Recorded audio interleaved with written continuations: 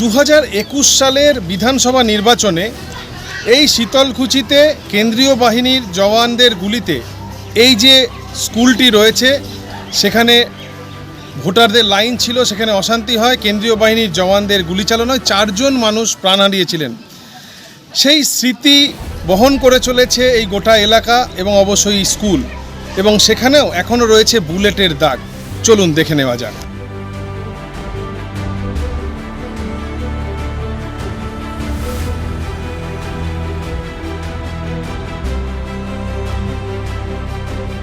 কোচবিহারের মাথাভাঙার কাছেই জোরপাটকা Amtali MSK school. 2021 সালে বিধানসভা নির্বাচনে এখানেই ছিল শীতলকুচি বিধানসভার 126 নম্বর বুথ। কেন্দ্রীয় বাহিনীর গুলিতে মৃত্যু হয়েছিল 4 জনের। স্কুলের মাঠেরই একপাশে রয়েছে তাদের স্মৃতিসৌধ। এলাকার মানুষ আজ করেই উঠতে পারেননি চোখের নিমেষে কত বড় ঘটনা ঘটে গেল। এটা একটা অরাজক কাণ্ড। তখন কিন্তু ভালোই ছিল, হঠাৎ করে কাজীর মোড়ে আওয়াজ হয়েছিল, মানে ফাঁকা গুলি, তারপরে বুদ্ধি হয়েছে। এখন কে করলো সেটাও তো শুধু ঠিক বলা যাবে না। ভোট আসছে, মানে এই আতঙ্ককারী আবার ভোট, আপনারা কি চান এলাকা? আমরা তো চাই শান্তিপূর্ণই ভোট হোক। এইভাবে যে মনে করো 4টা মানে দুজন চেনা মারা গেল, দুঃখিত, তার বাবা মা মানে অসহায়। স্কুলের ক্লাসরুমের ব্ল্যাকবোর্ড আজও বহন করে চলেছে গুলির চিহ্ন। শুধু তাই নয়, গ্রামের এই স্কুলে যে ঘটনা ঘটেছিল তার জেরে আতঙ্কিত হয়ে পড়ে পড়ুয়ারাও। তাদের স্কুলে ফেরানোর কাজটাও ছিল বেশ কঠিন।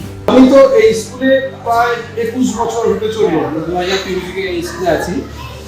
2003 থেকে এরকম কোনো ঘটনা এই স্কুলে কোনো ঘটেনি। মানে গত যে নির্বাচনে ঘটেছিল এটা হওয়ার কথা না, এটা হয় না, কিন্তু এখানে হয়ে গেছিল। কী কারণে হয়েছিল আমিও সেদিন ভোটের ডিউটিতে ছিলাম কোচবিহারে। সেদিন এসে শুনেছি এরকম একটা স্কুলে এরকম ঘটনা, সেখানে ছাত্রছাত্রীদের যে আতঙ্ক, সেই আতঙ্ক থেকে তাদের মুক্ত করা, এই কাজটাও তো অনেক কঠিন ছিল।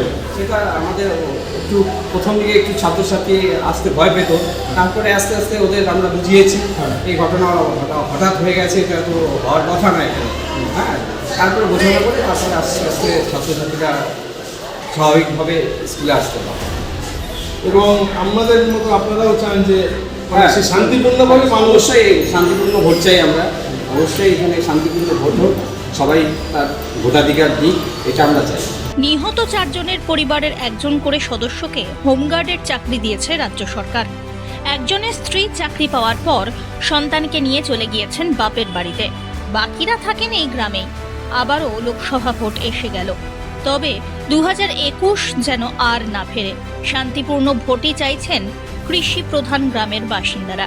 আমরা তখন ভোট দিতে যাই নেই, আমরা ভোট দিতে যেয়া দেখি এই ঘটনা। তারপরে তো মানে মুখ্যমন্ত্রী এদের মুখ্যমন্ত্রী এখানে ওদের তারপরে চাকরি দিয়েছে, 5,25,000 টাকা করে দিয়েছে।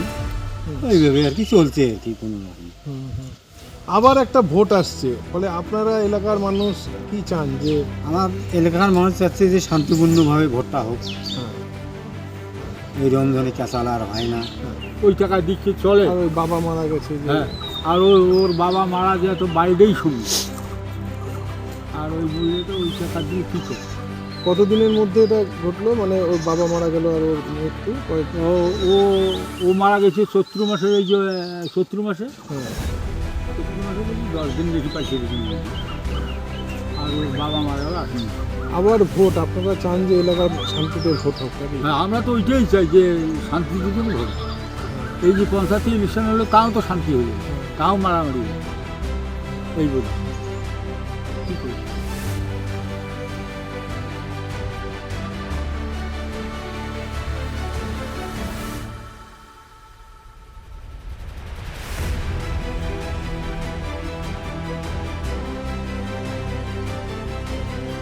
কোচবিহার থেকে রিতেশ ঘোষ ও মনোজিৎ মৌলিকের রিপোর্ট, ওয়ান ইন্ডিয়া বাংলা।